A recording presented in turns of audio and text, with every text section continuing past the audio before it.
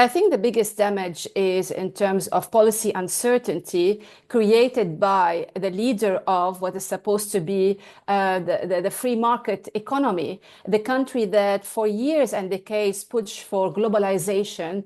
And yet today it's not liberation, because I think it's going backwards because with its mercantilist protectionist policies.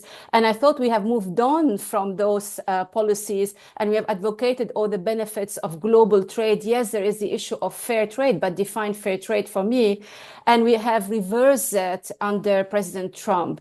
Whereas China, which for decades was the leader of the protectionist economies, if you want, and government anti-trade policies, seem to be stepping in and then saying that, hold on a minute, we're not going to change our policy, we're going to remain more open to global trade. So we had this kind of sudden reversal in the hats war by the two largest economies in the world, the US versus China.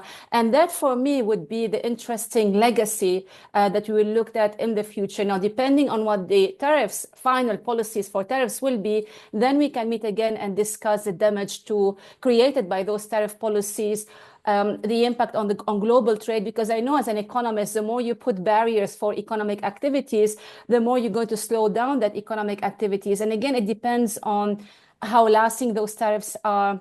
How do you treat different countries? Because it's not just a question of imposing tariffs on China. China has its fingerprints everywhere. It had trade relations with almost every country around the world. So they can indirectly still send their products to the US. So it's not clear cut, but the biggest damage is really the reputation of the US as the leader of free trade and free market.